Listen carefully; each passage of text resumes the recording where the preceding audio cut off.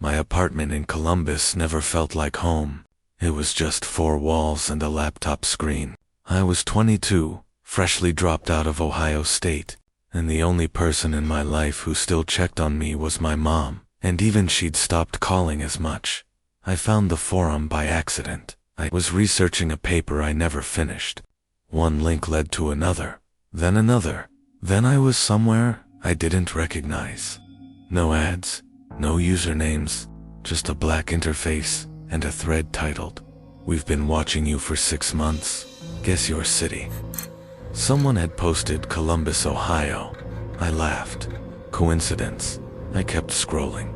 The thread had 43 replies. Each one was a different city, different person.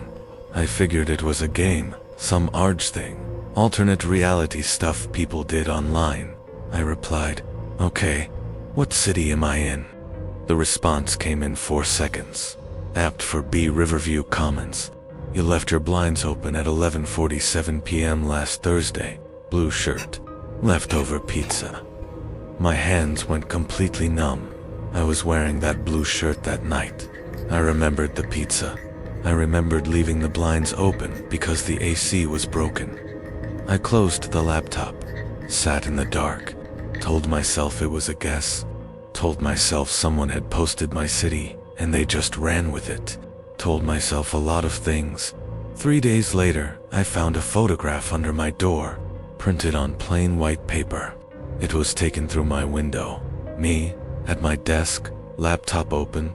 The timestamp in the corner read 2:14 a.m. I called the police.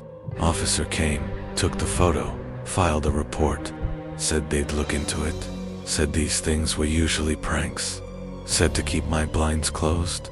I kept my blinds closed. I moved my desk away from the window. I downloaded every security app I could find, and then, 2 weeks later, I made the mistake of going back. New thread, same black interface. Title, "He came back." Hi again.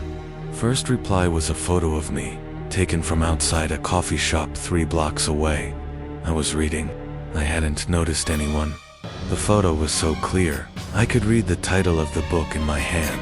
I stood up so fast, I knocked my chair over. I called the police again. Different officer this time. He looked at the screenshot I showed him, nodded slowly, said Cybercrime Division would follow up. They never did. I started checking behind me every time I left the building. I stopped going to that coffee shop. I started varying my routes, my schedules, the times I turned my lights off at night. For a while, nothing happened. I started breathing again. Then one morning, I found my building's front door propped open with a brick. Nothing unusual. Tenants did that sometimes. But taped to my apartment door, at eye level, was a small piece of paper, for words printed in plain font. "Closer than you think. I don't live in Columbus anymore. I moved to a city I won't name here. I don't keep social media. I close every blind every night before dark, and I check them twice. The police case is still open, technically. The forum disappeared the same week I moved. No archive, no trace. I still don't know if they followed me here. I still don't know if they ever stopped." I grew up in Baton Rouge, and I thought I understood people. I was a decent judge of character. That's what I always told myself. I was 26, working remote, living alone in a small rental off Government Street. My closest friend at the time was a guy named Marcus. We'd met in a Discord server for graphic designers 2 years earlier. We talked every day. I thought I knew him. He sent me a link one night, around 9 p.m. "Look at this," he said. "Some dark web leaks site. I found our emails on it. Just wanted to warn you." I clicked it without thinking. Of course I did. It was Marcus. The page loaded slow. Dark background, white text. A list of email addresses and passwords exposed in some breach. I searched my email. It was there. I felt that specific cold dread you get when privacy gets violated, like something invisible just touched you. Then I scrolled up. The site had a section I hadn't noticed. A tab labeled requested. I clicked it. It was a forum thread. Someone had paid, actually paid, to have a specific person's location tracked. Daily updates, morning routines, grocery store, gym, work schedule. The person being tracked was me. The thread had started 4 months ago. The most recent update was posted 40 minutes earlier. It described what I was wearing. It described the mug on my desk. It said I was home, alone, and had just received a link. My phone was already in my hand when Marcus sent another message. Did it load okay? I didn't respond. I sat completely still for what felt like a long time. Then I looked at every message Marcus had ever sent me. The questions about my neighborhood. The casual way he'd ask what time I usually started work.